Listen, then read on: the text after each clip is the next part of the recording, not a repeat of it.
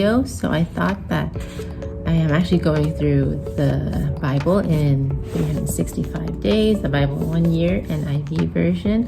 So this is a really good book because each day you have a reading in the Old Testament, in the New Testament, and also a poetic book, either the Psalm or Proverbs.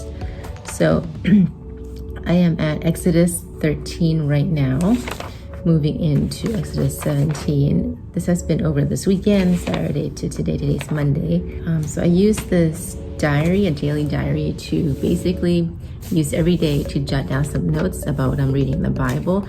It's really helpful for me because I feel like I have the need to fill in every single day. So I don't want to leave a day blank, and that actually compels me to read the Bible that day, to write down notes for my reading.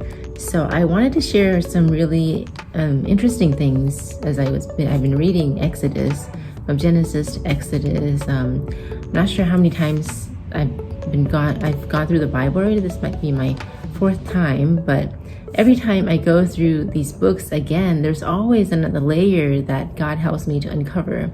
And as I had shared in some of my devotionals, I really do need God to show me what He wants me to learn from that particular reading on that day, because I don't want to make things up by myself. I don't want to be interpreting just, from my own biases. I really want to hear from God every day that I get into His Word. And I just want to share what I've learned, the notes I've taken through the past weekend, actually, from Exodus 14 to 17. So in Exodus 13, when Pharaoh let the people go, God did not lead them on the road through the Philistine country, though it was shorter. For God said if they faced war, they might change their minds and return to Egypt. So God led the people around by the desert road towards the Red Sea.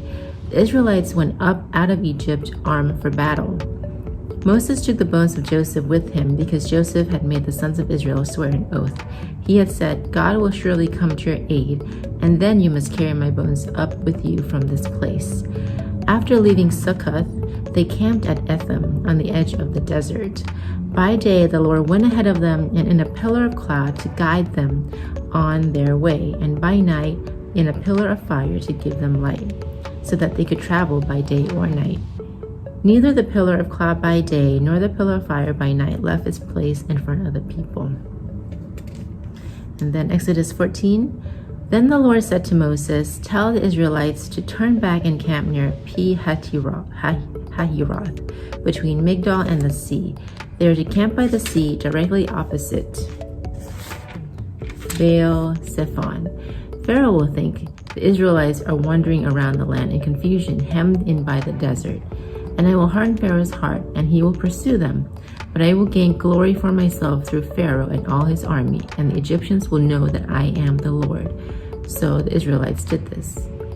When the king of Egypt was told that the people had fled, Pharaoh and his officials changed their minds about them and said, what have we done? We have let the Israelites go and lost their services.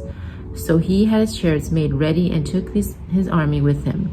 He took 600 of the best chariots, along with all the other chariots of Egypt, with officers over all of them.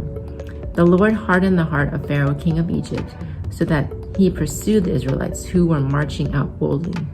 The Egyptians, all Pharaoh's horses and chariots, horsemen and troops, pursued the Israelites and overtook them as they camped by the sea near Pi-hahiroth, opposite Baal-Zephon.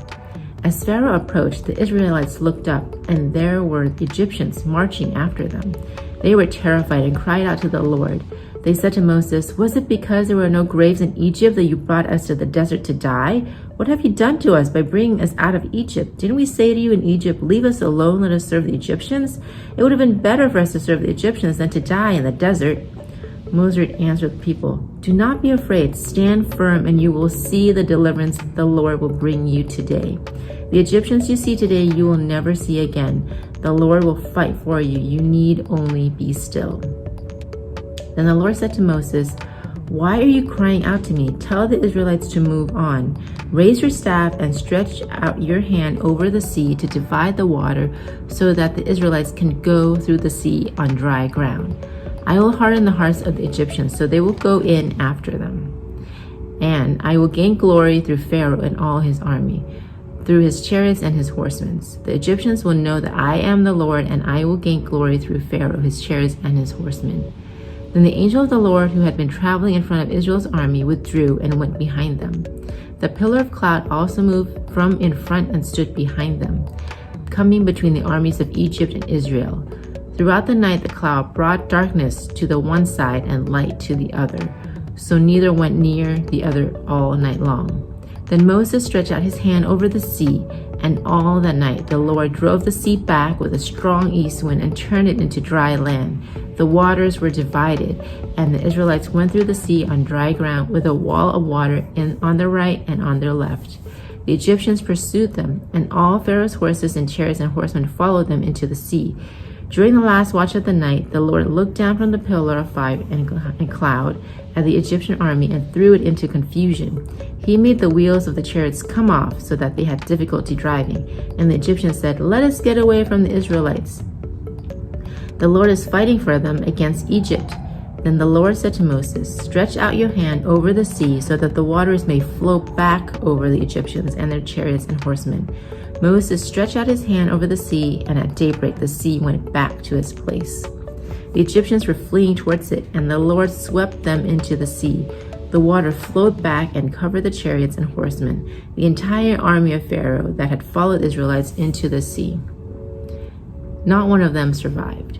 But the Israelites went through the sea on dry ground with a wall of water on their right and on their left. That day the Lord saved Israel from the hands of the Egyptians, and Israel saw the Egyptians lying dead on the shore. And when the Israelites saw the great power the Lord displayed against the Egyptians, the people feared the Lord and put their trust in him and in Moses, his servant. So this is a very, very well-known story. Even before I was a Christian, I've heard of this story of parting the Red Sea. It's a metaphor in many ways. So why the Lord led the Israelites to cross the Red Sea instead of leading them through the Philistine country, which was a lot shorter? So I think there's a really learning point for us right there. Why did the Lord lead them through the long way around versus going through dry land that's available? It's not like they didn't have another choice to get to the other side, to the promised land. They could have gone through dry land. They didn't need to cross the Red Sea, which in our human eyes, that's an insurmountable obstacle. How could you take all these men and women, literally all the Israelites that were in Egypt, to go over the Red Sea? Because why did the Lord want them to go through this insurmountable obstacle? God said in verse 13, Exodus 13:17, if they face war, they might change their minds and return to Egypt. That's the reason the Lord gave in the Bible of why he wanted to cross them through the Red Sea. Yes, definitely to show his glory, but the purpose of the long way around and for us to be able to cross something seemingly incrossable, we need God to open that up for us. The miracle is that God opened up this Red Sea for the Israelites to pass through, and then he closes it behind them. So the purpose there is to show his glory, to show that God is almighty and all-powerful to the Israelites and to the Egyptians.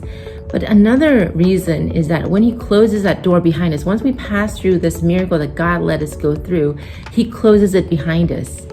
It's like a symbol of God letting us go through our Red Sea, whatever that Red Sea is, the spiritual problem that we had, that insurmountable spiritual problem that we had to ask God for help for. We pass through, God opens up that door, that exit for us to escape, and then he closes the door shut behind us. He brings the water back, so there's no way for us to go back to where we came from. There's no way we could go back to the spiritual slavery. There's no way easily for the Israelites to go back to becoming slaves in Egypt again. If they wanted to go back to go to Egypt, they would have to take the other way around, and then instead of crossing the Red Sea back, because God had closed that door behind them.